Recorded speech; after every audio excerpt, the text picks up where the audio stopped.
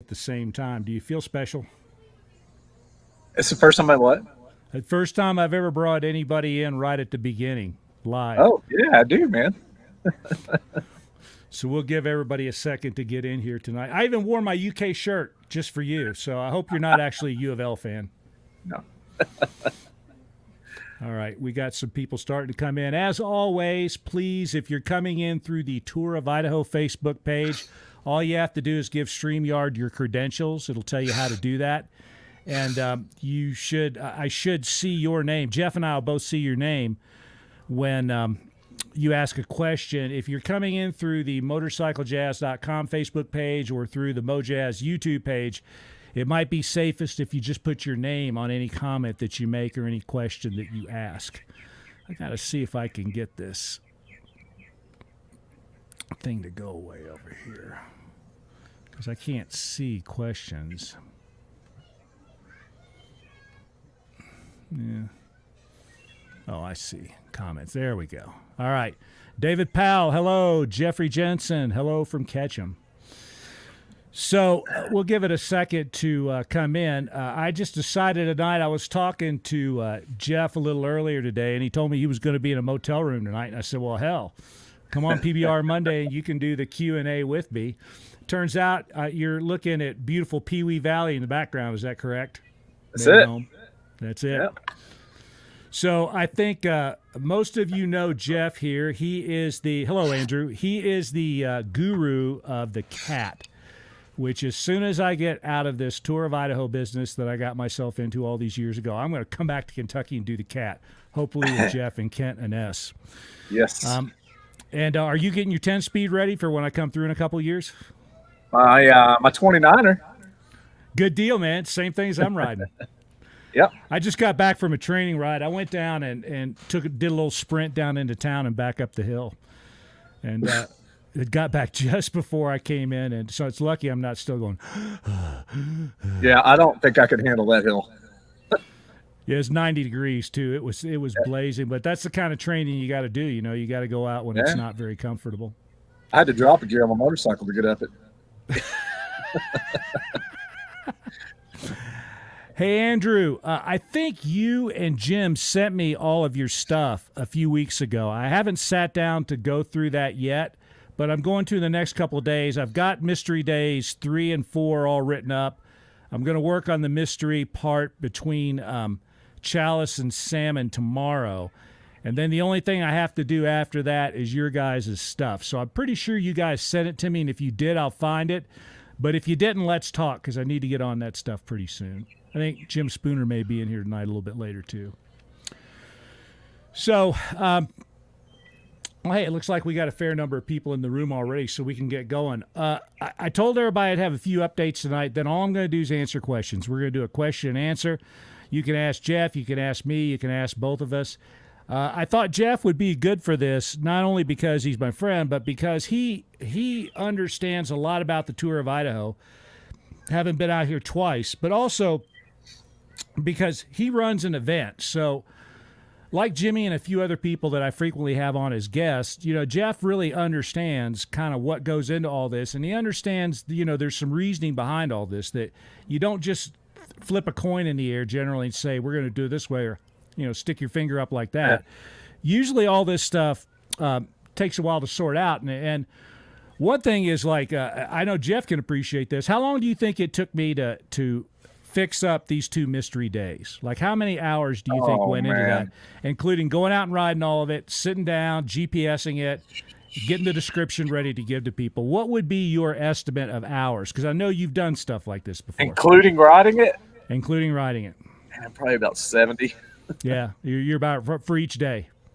It's crazy. It's crazy the amount of time it takes to do this stuff. But I don't want anybody out in the woods looking at this sheet and I've got something on it that's wrong.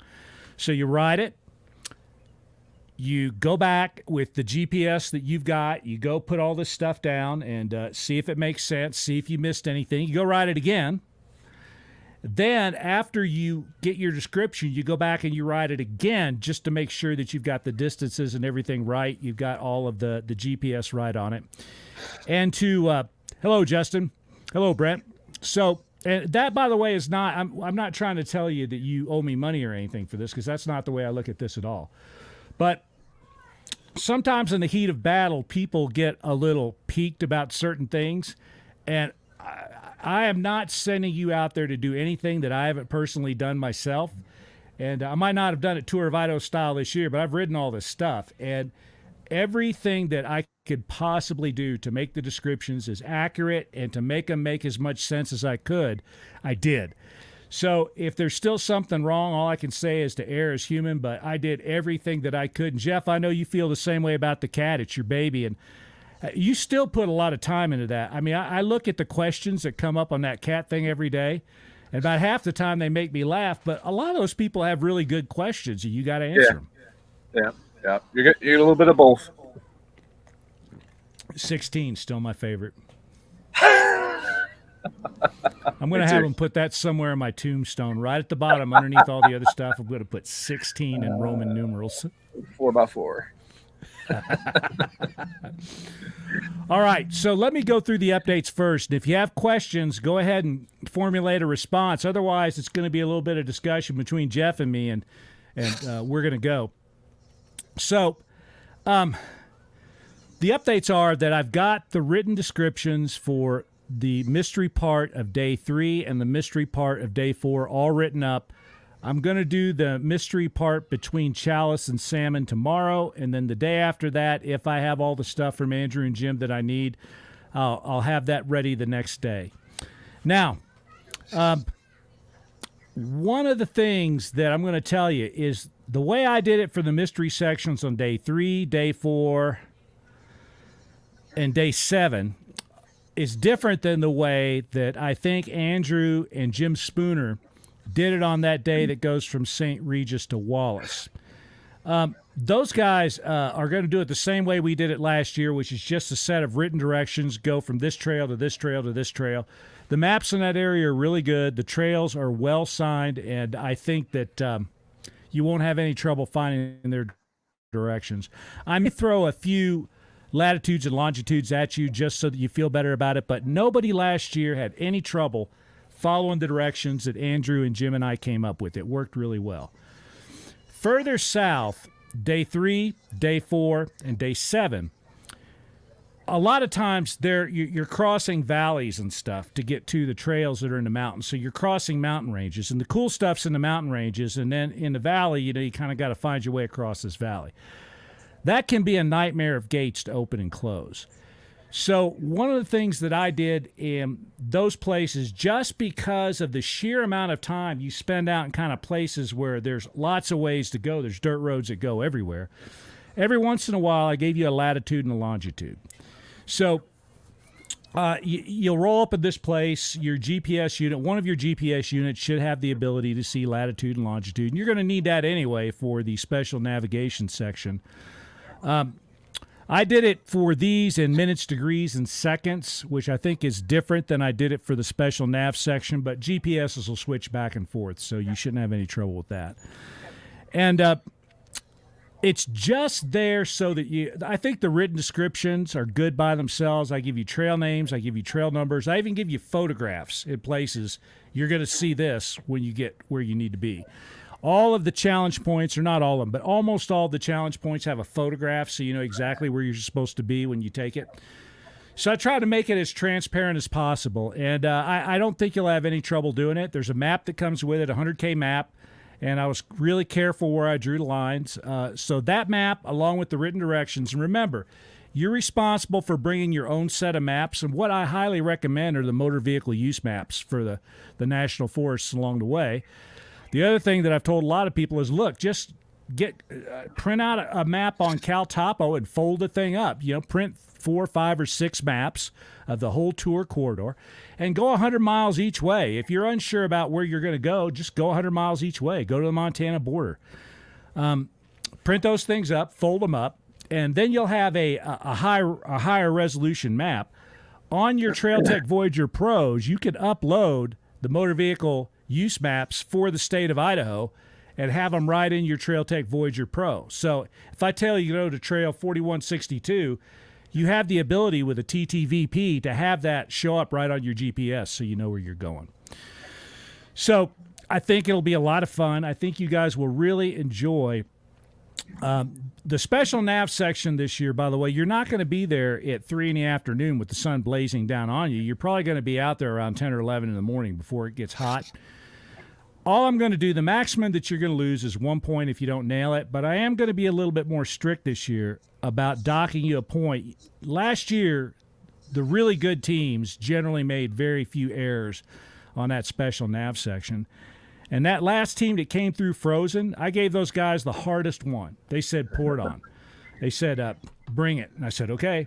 I gave them the longest, hardest one. I mean, it was a nightmare. And those guys did not make a single mistake. So I know they can be done. About half the teams last year did a really good job. And last year, you really had to screw up before I docked you a point. This year, you might have to screw up a little bit less before you get dinged a point. But again, the most I'm going to ding you is a point. So if you just completely give up, that's all that it's going to cost. Let's see, what else? That's about it. I still haven't gotten around to scheduling the riders meetings, but I will do that presently. I'm going to try to get on those this week. I got like football camps and ballet dancing classes and all this stuff I'm trying to get kids to every day. So I saw that you and Kent were out with Team Eagles, and I know at least one of those guys is here. How'd that go? Well, pretty good. They learned what it's like to ride with 5 gallons of gas and about 30 pounds of gear on the bike in the mud. So oh, man. It was a little bit of a struggle fest, actually. Well, it's hot back there, too. I mean, what I remember about Kentucky is I climbed really hard until about the 1st of June every year, and I didn't do anything until about September 1st. I mean, I quit going into the woods in the middle of summer because it's brutal back there. Yeah, it rained all night. The sun wasn't out, but it was brutal humid. We were wet from all the leaves being wet, and it was slick. But, yeah, it was an eye-opener. All right, you guys, I'm not seeing much in the line of questions here. I get PMs all week long with questions. What do I do about this? What do I do about that? Tonight is your chance to answer questions, and Jeff and I will both answer them for you if we can. So all these questions about what do I do when I get here, which have generally been answered already if you go back and look at PBR Mondays. Todd needs a different foot. Look at this. That's some cool He's actually stuff right. there. He's actually right. The prosthetic he was using ended up not working out real well. It's his motocross setup. It was tilted out a little bit too far and worried to death. I think it's going to catch on a rock. Oh God, that would suck. Which is a very common thing that happens to people. Happened to me. Have their feet attached the normal way. I've broken a toe. I've done Tour Vito 6 times by my own rules, and I've broken toes twice that way. I thought I'd broke my foot in 18, but luckily it didn't. But it hurt for a couple days pretty bad. Yeah, if you're on side hill and there's weeds on the uphill side, tuck those toes in because I guarantee you there's rocks in them. That is something that, if you, this is a bit of straw man, but if you force me to choose, between my helmet and my boots, I'd take my boots every day. Yeah, out there especially. Yeah, it's there is no chance that you're going to get through a tour of Idaho without whacking your foot really hard somewhere. Yeah. There's just, these trails generally are not well brushed. Yeah. The stuff that Jensen and those guys take care of is, man, those guys up there, it's like luxury, They're buff, like there's not even a pebble in the corner anywhere. They're all bermed up and everything, nice and neat. Those guys get out, and after they, remove all the pine cones and pine needles and stuff, they brush it and everything. It's awesome. Yeah, take the rake. But in most of Idaho, there's there's weeds growing up 3 feet tall on either side of the trail. There's rocks and snags and all kinds of nasty stuff in there. And you just, that's the thing that worries the heck out of me. I'm always worried I'm going to clip a peg on something and get shot off one of these side hills somewhere. It can certainly happen quick. Let's see. Martin, can we send you our D11 route and have you look it over? You're not supposed to have routes. You're supposed to just be navigating from waypoint to waypoint. So the answer to that would kind of be no. If you're doing a T1, if you're doing a T2, I don't care. I'll be happy to look at it. But on T1, you're not allowed to create routes. Maybe he's using around as a generic term. It could be, yeah, but I mean, it's the only thing is, it's I put waypoints out there, and you just got to follow your way from one waypoint to the next. I've mapped it all, man. From what I've seen, those waypoints are they're great. Right after a turn, did a good job putting them in the places where they should be. Yeah. And again, the reason that we do that is if I try to create routes, it leads to nothing but trouble because trails are organic. They change all of the time. And what every week in the news, you read about somebody following the Google Navigator in their car, and they drive down the wrong lane of a freeway or something. That stuff kind of works when you can, you have several different ways that your GPS can figure out where it's at and where there's a lot of good GPS coverage. But way out in the woods, that stuff doesn't work. And you can sit there and watch even something good like a Voyager Pro or a Garmin. You can watch the thing wiggle around a little bit as you're riding around, especially if you're in the trees or way down in a canyon. So sometimes I might have put that waypoint or the route exactly where it needs to be, but your GPS is not showing you where you need to be. So for a lot of reasons, it's best just to have the waypoints. And what we tell everybody is, look, GPS is guaranteed to be accurate to within like 3 meters. So do not walk 10 feet off the trail to try to figure out exactly where that waypoint is. It's just generally there.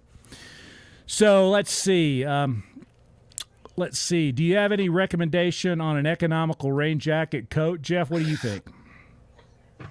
So I took a lighter weight coat, and it doesn't really matter if it's Gore-Tex or not, because Gore-Tex is not going to work for very long, especially when you're up north and the tree branches hitting you. It just beats the water through.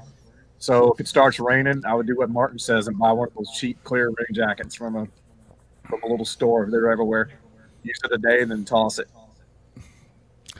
If you want to spend some money, I think the Climb Stowaway is really good just because it's so light. And you will have a Gore-Tex layer there that will work in certain conditions.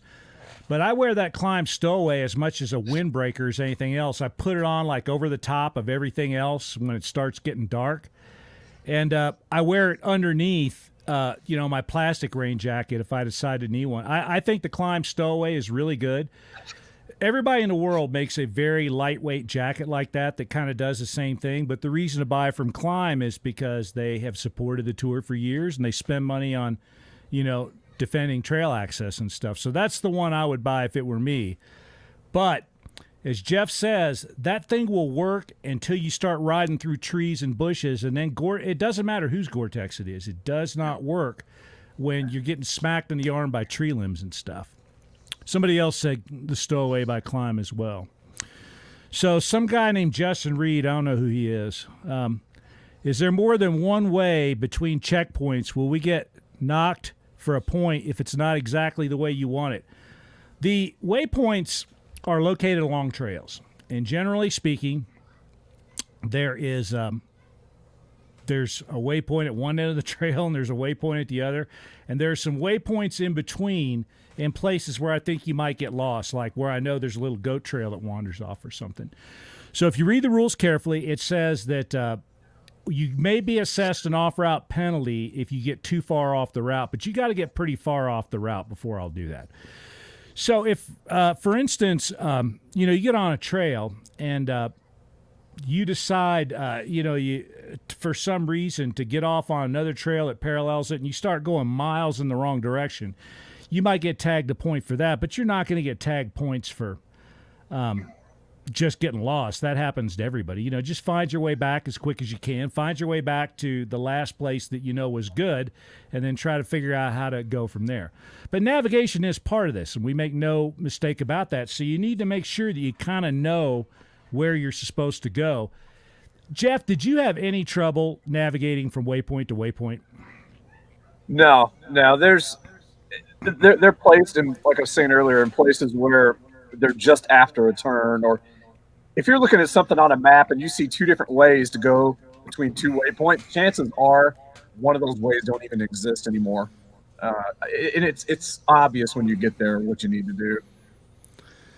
These waypoints were very carefully thought about. I spent all winter looking at these things. I pull them out of my own GPS usually, and then I say, is this really where it needs to be? Your own GPS, when it makes a track, usually it's about once a second, once every 2 seconds or something like that. You can go in, they vary a little bit from GPS to GPS. So it kind of looks like a continuous line unless you look at it at real high resolution. Then you can see the individual what are called track points. So what I do is I go in and I eliminate all the ones except the ones that I think are in areas that they need to be. And then guess what? Every once in a while I find out that track point isn't where I thought it was. I pull it up. Sometimes I ride these routes 2 or 3 times, and that's what shows you the limitations of GPS. So some of this stuff that I put on for day 4, I've ridden 3 or 4 times, and I've got a track every time I've done it. And guess what? Not all those waypoints are in the same place. That trail's only this wide. So every once in a while, your GPS will drift a little bit and way deep in the woods or down in canyons. So what I do is if there's any ambiguity about it, I'll look at aerial photos, and you can get really high resolution satellite photos of just about everywhere these days. And if I have to, I'll look at a satellite photo in really high resolution, and I'll adjust the waypoint to where I think it needs to be based on that. That's still not perfect, but that'll absolutely get you within a few meters, and that's generally good enough. So the short answer to your question, Justin, after the really long one, was that I don't think you guys will have any trouble with that. Just take your time. Don't blow past stuff. Every day when you get up, you should look at that route and kind of have what you need to do, at least for the first part of the day, sort of in your noggin before you set off riding. Jeff, what do you think about that? Yeah, no, totally. Absolutely. There are teams that actually make route books, and they put them in a little roller thing, just like rally guys doing their handlebars. I have a pretty good memory, so all I've ever done is sat there and, I just kind of memorize. I make a route book just by downloading the pages off Mojazz. And, I sit down in the morning while I'm eating breakfast and stuff and go through that when I'm trying to go through, get to sleep the night before, read through that stuff and just sort of say, I think I kind of have a mental image of what I need to do. And a more techie way, you can make short notes on your waypoints too, is Waypoint Labels. That's something that I did. Yeah, there you go. That's a brilliant idea. That's a really good idea. So you're going towards this waypoint. In every GPS in the world, you can put a label on that waypoint, or you can put it in your little route book if you want to. I need to pay attention to this when I get here. All right, I have a question directed at Jeff, no name on it. What did you do as far as prepping for physical endurance? Rode my mountain bike. I was trying to ride at least 3 days a week, whether it be at night after work or a day on the weekends. I'm not a big runner or weightlifter, but I really enjoy riding mountain bikes, and I really think that helps with your cardio and physical endurance when you're out there. That's all I did. It seemed to work pretty well. All right, Ben Cipher, any thoughts on electrolyte supplements? Worth it or just drink Gatorade at gas stops? I don't think Gatorade's the best one. I think Pedialyte is. Yeah. And Pedialyte's way better than Gatorade. Now, Gatorade's not worthless, but a lot of studies have shown that Gatorade is just barely better than water. Pedialyte, on the other hand, is full of electrolytes. And so what we did was went to Walmart, and you can buy little packages of Pedialyte, and you might mix them with a 16-ounce bottle of water. So we would run water in our camelbacks, and we'd stop and get gas. We'd dump one of those in a 16-ounce bottle and suck it down. That worked real well. And every town you go into, they sell Pedialyte in stores because kids need Pedialyte whenever they get the shits, which happens quite frequently. So you can generally buy liquid Pedialyte. Like I would do that at night. I'd buy a cold bottle of Pedialyte and just pound it at night so I could go to sleep without getting cramps. And then pound another one in the morning before I took out. But that powdered Pedialyte is I don't know that you're going to find that in every town along the way. You'll definitely find it in salmon. You'll find it in pokey. But you can buy, that stuff doesn't weigh anything. You can buy a bunch of those things and just take them with you. Yeah, I think I started out with a 12-pack, and then I think I bought more in Chalice. Yeah. There's a few places where you'll be able to get it, but not everywhere. Let's see. And the generic Pedialyte, like the store brands, are just as good as the real Pedialyte, and they cost about half as much. But I think the if it were powder me, tastes better than the liquid too. yeah, and you can make it as strong. The thing about the stuff that's in the bottle is it's pretty high strength, and you can dilute that quite a bit and still get a lot of benefit out of it. Then it doesn't quite have that big nasty taste to it. The purple is the best tasting stuff. All right, bike to the top, splitting hairs on GPS points. Every GPS point has error. These are not military GPS unit. I pretty much agree with that. Yeah. Even in the military, they're still not perfect. They're pretty good. You can fly a cruise missile through somebody's window with military-grade GPSs, but they still miss sometimes. All right, what else you guys got for us? Great questions so far. Windbreaker early in the morning on transfer sections are chilly. Absolutely. Yeah, that's Brett Carlson. Hey, Brett, how you doing, buddy? Yeah, that we talked about that last week. Every time the sun goes down or the sun goes behind a cloud, it gets cold in the mountains of Idaho. So you can, on the tour of Idaho, you can be absolutely freezing 1 minute and then burning up the next minute. It's the craziest thing in the world. It goes from 100 degrees to way colder than you want it to be pretty quick. Yeah, I bought a hoodie from Smoky Bar store. That next morning, there was frost on her seats. That was, that helped a bunch.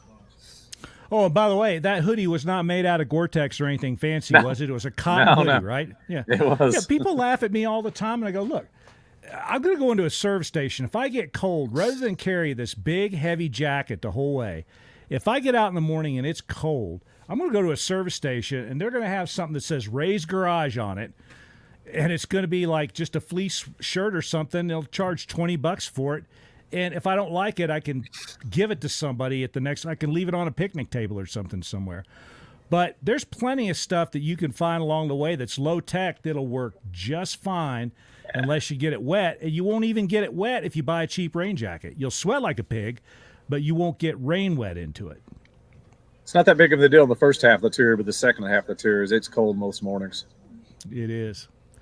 And anywhere along the tour, if you're out at like 2 in the morning, you had a flat or you had a mechanical or something, you're way late getting in, it starts getting mighty cold, mighty fast after dark. Yeah. Yep. Ask those guys that spent the night up on Robber's Roost a couple of years ago. They weren't very happy with the temperature that they encountered up there at 2 in the morning, and that's almost as far south as you get. You remember that? I'm not sure who that was. There was a team, and they were nice guys, but they got to what's the name of that town? Income? Not Income. It's the Lava Hot Springs. Lava, yeah. So they get to Lava, and we tell people generally every year that, if you're not at Lava by 5 o'clock in the afternoon, that's kind of the make or break time. Your odds of getting to Pocatello before midnight are not good.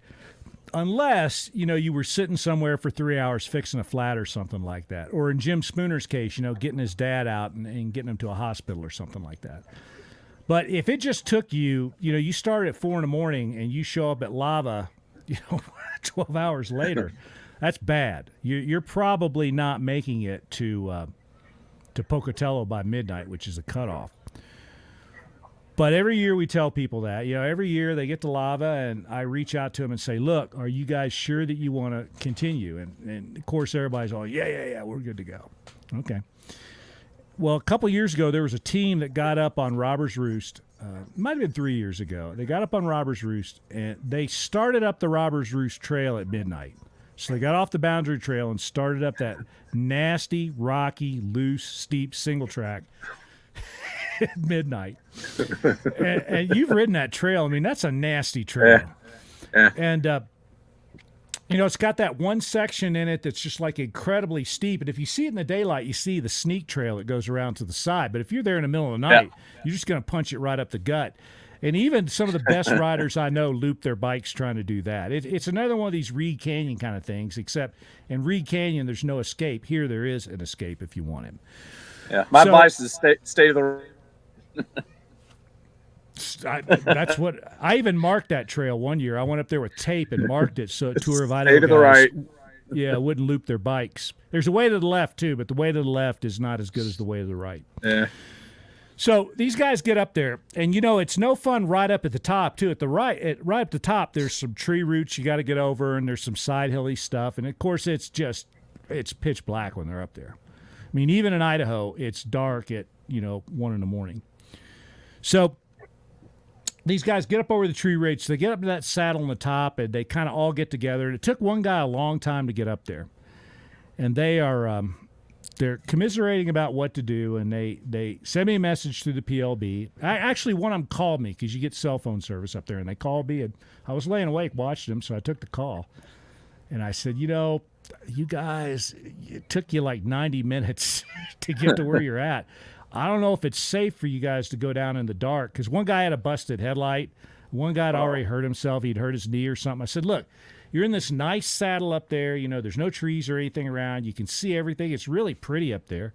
Yeah. The moon's out. Why don't you just stay in that saddle? No, we don't want to do that. We think we can we get in. I go, well, it's already after midnight. It's not going to do you any good. You might as well just stay. Yeah, but we don't want to sleep out here. Okay. Well, that trail, as you know, going down the backside is no fun. There's some side hilly stuff. There's some big ledge drops and everything. And those guys got down there, and all three of them ended up off the trail at different distances. I remember that. I don't remember what the team name was. Yeah, so they're like, all three of them are pinging me through their PLB separately. Do you know where these other guys are? And I'm going, yeah, they're like 100 feet away. You should be able to yell and hear each other. I'm too tired to yell. And then finally, here was the thing that really, I felt horrible about this. Like, up to this point, there was some comedy involved. And so even though it's like 2 in the morning and I'm up, I'm thinking, well, this is kind of funny and it's going to make a great story later. But then one guy actually calls me on his phone again, and he's breathing really hard. And he goes, dude, my pulse is racing. Like, my heart rate is up around 150 beats per minute. And I'm trapped under my bike. Oh. And he'd fallen way off a side hill, and he tumbled with his bike down this side hill. And he was in some of that buckbrush that's down there off the side of the trail. And, it's really springy, and he couldn't get the bike off the top of himself. And he said he had to wiggle around for like 10 minutes to get his cell phone so that he could call me. And, it's like, what should I do? Well, you should start yelling for help.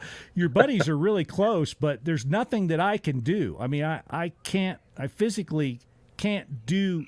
By the time I get to you, it's going to be the morning. So those other guys are less than, they're at the most 200 feet away. And, why don't you ping them? Why don't you call one of those guys? Well, I'm too weak to yell. Oh, man. Yeah, it's like, I don't know what to tell you. Yeah, I remember they weren't very far away. They weren't very far away, and everybody could see it. Remember, I think we were actually up talking on Facebook. We had a little chat going. And we're all looking at each other, and I kept telling you guys, these guys just got a hold of me, and this is what it is. Don't be that group of guys this year. It's, know your size, as Jimmy would say. And if you don't make it to Lava Hot Springs within 12 hours or whatever time you started, and if something extraordinary happened that slowed you down, everybody understands that. But if it just actually took you 12 or 13 hours to ride from the sign at the start of the tour to Lava Hot Springs, your odds are bad. And riding up over Robber's Roost and all that stuff in the dark is nasty, nasty, nasty. Okay, so somebody's got some stuff about some sort of supplements here. I don't know who it is because I don't see a name, but that's that. All right, let's see if there's anything else here. Dude, I'm not seeing anything. It looks like a question here, so we'll give it a few more minutes, but it's getting dark where you're at, and I want to go out and play with my kids before the sun goes down. We went on that bike ride, and Nanny's always on the tag along, right? And she sits back there and just whoops it up. She's got her feet out. She never pedals. And MJ, sometimes I can pull them up the hill, but they can't ride. That hill is a big hill. It averages between 7 and 8% grade for 2 miles. Yeah. And it's brutal getting a little kid on a single speed bike up there. Let's see. Ben says there's a question up here somewhere. All right. Day 3. Yeah, I don't know. I don't have that information up right now. 3D XYZ1 is at an intersection. Let's see. 3D, that would be XYZ1. That would be coming out of Pocatello. So, yeah. It's just all you do is you head up Trail Creek Road. We talked about that. Go back and look at the PBR Monday where we talked about the day 3, and all you're doing is you're going back out of Pocatello. You go up over Trail Creek. It's just a dirt road that goes up past the site. There's a line on a map there too to show you what's up. So the 100K map will tell you what to do.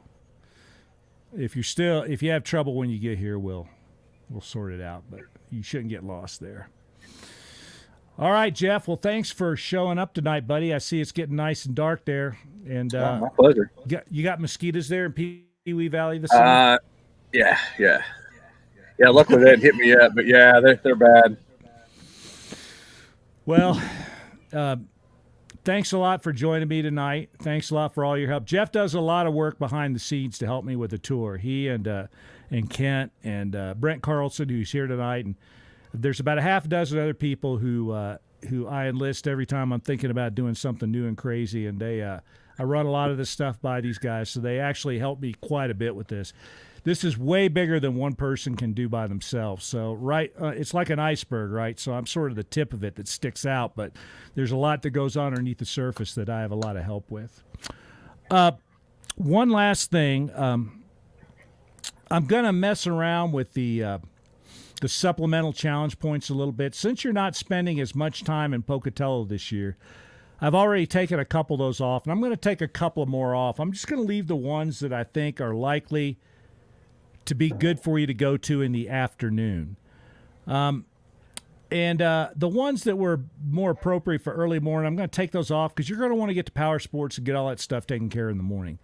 So I'm going to redo that a little bit, and I'm going to have a couple of other kind of interesting supplemental challenge points you can pick up along the way, and I think you'll find them to be fun. All right, we've got another question here. I don't know who this is from, but it says, Martin, what do you feel about a keto diet? I feel it made a difference for endurance for me. Oh, there it is, Dave Katie. Well, as you know, I've been on a keto diet now for a little over a year. I have lost 40 pounds on the keto diet. And now that I'm starting to train for my Across America bike ride, I ride a lot every day. And the little loop that I have is a fairly brutal little loop.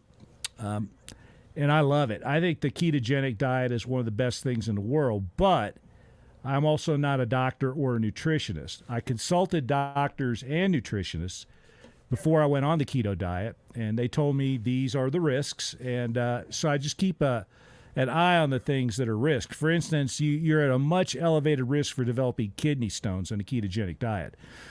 The problem with a ketogenic diet in terms of the Tour of Idaho is that you piss out all your electrolytes because carbohydrates tend to soak up water. So if you're on a ketogenic diet and you show up for the tour, you are really going to have to work hard to replace all those electrolytes. So I wake up every night with leg cramps, and I got to go in and stretch my legs out a little bit. But I haven't gotten through a night without leg cramps in the year and a couple months that I've been on this thing. And it's because you go through electrolytes so fast because, in fact, when you first go on a ketogenic diet, as everybody knows that's ever tried it, you lose about 10 pounds of water weight right away. I mean, your weight really goes down fast, which kind of sucks you into it. Then it really slows down. But I'm one data point, and I'm not a doctor, but I think in terms of like training for the tour, if you were wanting to lose some weight, the ketogenic diet's the way to do it. On my bike rides, I never feel tired. I don't get that carbohydrate bounce that I used to get from like eating a lot of pasta and stuff to prepare for a long bike ride. You know, your blood sugar goes way up. You kind of feel that. On the ketogenic diet, man, you feel kind of more consistently strong. So I like it, but I'm not a doctor, and that's the kind of thing you really need to talk to a doctor about because it does have some other health consequence. You're really basically shifting your body chemistry quite a bit to go into ketosis, and that's something you should talk to a doctor with. Dave, aren't you somewhere right now? Aren't you in Hawaii or someplace like that? I thought I saw on social media that you were out. You were somewhere. It looked like you were having fun. All right. Well, let's see. Don't be shy. Yeah, don't be shy. You got a little bit extra chance. to answer question or ask questions and maybe get an answer. I know this is like click and clack here, the Tappet brothers. I'm not sure how good the information is, but you get an answer. Man, first team's going to be out soon. I know. It's crazy. Did you see Juan Brown's stuff today about riding the BDR through Idaho to go to Montana? He's riding through like 3 feet of snow in some of the passes. Man, that's gonna be rough. Unless all you guys are showing up before August 1st this year, you got a rough road to hoe. And I wish I could tell you different news, but I really can't. The only good news is that every day you see the snow levels going way up. I mean, they're reduced dramatically every day because it's been so hot. But man, I got to tell you, it's been insane. It's been decades since we've seen this much snow this late up high. And I know that JJ and those guys up in Sun Valley are still working to try to get through trails that they're normally through a month ago. That Jeff told us, everybody last week, that we're like 3 weeks behind. You can check snow levels in a couple of places. If you go to the discussion boards, there's always guys that have gone out. If you go to the trail maintenance board, there's guys that post about, we went up there last weekend, we couldn't get through because there was this much snow. That's one good way to look. But if you go to the main Tour of Idaho page, there's a resource on there, the Idaho Snowtel reports. And they've got all these gauges all over the state. Those gauges are pretty good. They tell you what the snow level is at that station. Takes a little bit of sophistication to read, so you have to go through and look at the instructions to figure out how to make sense out of it. But that, like, if you look at a Snowtel gauge somewhere and it still says there's 20 inches of snow there, that's not a good sign. You know, if it says there's a few inches, then that means you're probably okay, or if it says there's no. But the Idaho Snowtel or our discussion board over in the Mojazz Forum are the best places. They'll tell you where to go. Railroad Ridge is probably under, isn't it? What's that?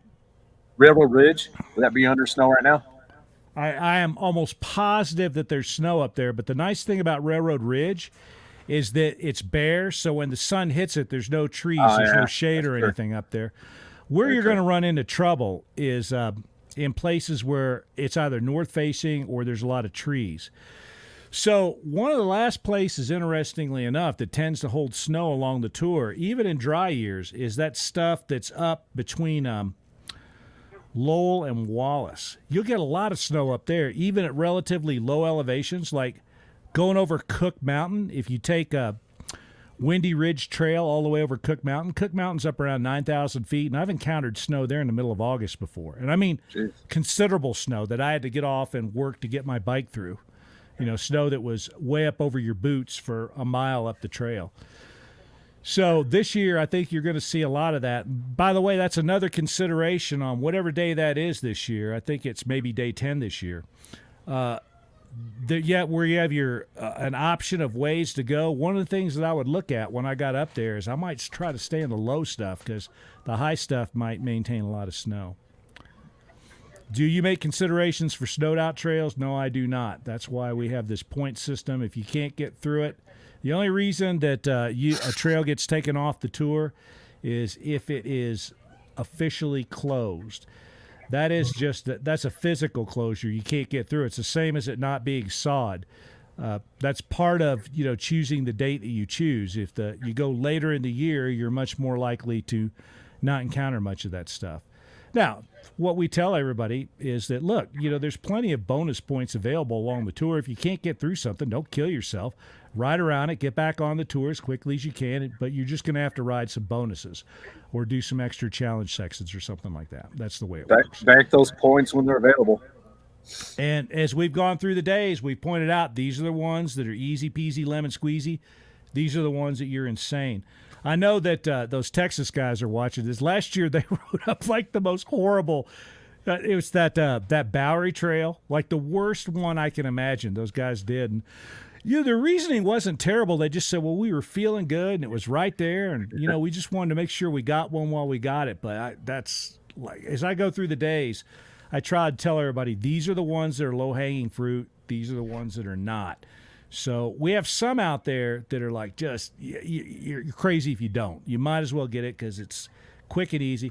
Like this year, the one that you're absolutely insane if you don't do is riding up to Iron Lake. coming out of Chalice. That'll take you 15 minutes to do. So you're nuts if you don't do that.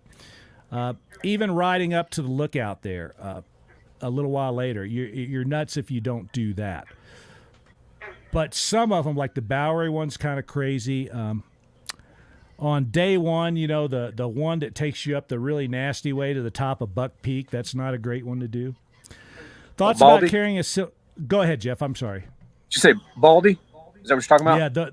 Yeah, like the steep one up the Baldy. That's not a great one to do. Yeah. No. It's better now because there's actually been the Righteous Trail has been burned in. The only problem is it takes you out in the middle of a real steep, loose section with zero momentum, and you're going to have to end up riding back down a little bit to get going anyway. Okay. Let's see. Thoughts about carrying a silky saw in addition to chainsaw for soloist. Sorry, StreamYard not asking for creds. That's okay. I would always carry a silky saw, and the one that you want is the one that we recommend. What the heck's that thing called? It's got the yellow handle. Yeah, big boy. Silky big boy with the coarse teeth, the yellow handle one. Don't get the red handle one. Get the yellow handle one. That thing's like a human-powered chainsaw anyway. It's a great saw. So if you're a soloist, you are absolutely screwed this year without a saw. You're not going anywhere. What Jim Spooner did last year, sawing his way through tree after tree after tree in that one section of the trail, you may have to do that many times this year. Or ride around stuff and, start doing a lot of bonuses. So there is every chance in the world that you might break a chain. So, carry a spare chain. That doesn't cost you any effort. Like I said, I use carbide chains, which tend not to break and tend not to dull. But I'd still carry a spare because your chainsaw is useless without it. I mean, you might as well chuck it over the side of a cliff if you break the chain. But the silky saw, in some cases, it might be actually quicker to deploy the silky anyway. If it's something that's small, those silkies are fierce, man. They cut really good. And it might be easier than, like, getting your chainsaw out of your mount and doing stuff like that. The silky's really fast. So I would absolutely recommend that you do that. Let's see. Mike Neal, it's Iron Lake out of Chalice. That's the one that I said is a no-brainer. And then the next bonus section after that, which goes up to a lookout, and I've forgotten what the name of that is, but there's several. As I went through the days, if you go back and look at the PBR Mondays where I talked about specific days, I went into those in detail, and there's a little bit about that even in the write-ups. But some of those are much better than others. And when you get here, if you have any questions, I'll go through it again. This is the one that I would do, and this is the one I think you're crazy if you do. I put a lot of stuff out there because at some point you may be desperate enough that if your option is either do this or I don't make it, then absolutely do it. But in most cases, you only really need to start doing some of these if things really go sideways. And, sometimes a lot of the tour's on fire and we have to send people around stuff and you lose a lot of points. So we have to have some way to make that up. That's why I put a lot of bonus sections in there, but they're not all created equal. All right. Okay. Jeff, I'm thinking we're about done, brother, and I really appreciate you coming on with me tonight. You got anything else? Just have fun with it. It's it's an adventure. Just get to the end of each day and have fun. Yep, there you go. All right, well, once again, you've wasted a perfectly good 48 minutes of your lives with at least one knucklehead. And I actually think what I'm going to do next week, he's not a knucklehead. He's a stud. Jeff is the man. No. The man. And I'll fight anybody that says otherwise. I think we're going to do this again next week. I'm going to get JJ back on here. He's a suave rascal. He adds a lot of class to anything. He's the man. He's the man. JJ is the man. And we'll do another question and answer. I think that's it. By this time of year, basically everything, you should have kind of a plan in your head about what to do. The only thing I'd start doing right now is getting lots of rest, make sure my bike's good. And for heaven's sake, do not show up in Malad City with a piece of equipment you have never used. So if there's anything that you could do right now, get that GPS unit out of the box and figure out how the damn thing works. Do not be the guy this year that tells me, well, I couldn't figure out a way to turn my GPS on, and that's why you couldn't track me all the way from Utah to your house. That happens every year. That's one thing we found out riding this weekend is one of the GPS chargers wasn't getting power. So it was a good thing they found it on their little shakedown ride this weekend, because that would have sucked it on that power to GPS on day one. If you have a Trailtech Voyager Pro, that is a real common problem, too, with a lot of their docks. And I forget which pin it is, but you can look. One of those pins always looks a little bit different than the others, and it's because that's the power pin.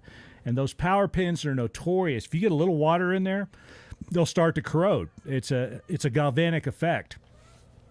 So you got to make sure that stuff's good. Go through Trailtech's site. Make sure you understand everything about how that stuff works. Do that for all of your equipment. For Pete's sake, please do not show up here with a piece of equipment that you have not used. I know right now, hard times for a lot of people. Inflation sucks. Governments around the world have knackered citizens all around the planet. We got these supply chain issues. I get it. You don't really want to buy that PLB until you absolutely need it. You don't want to turn it on because there's a subscription. But you are investing buku dollars already to get here. You've already got all these sunk costs, as an economist would call it. You got to get yourself here. You equipped your bike. You equipped yourself. Spend the extra $60 to get your PLB turned on now and figure out how the damn thing works, so you're not in a panic the night before in Malad City.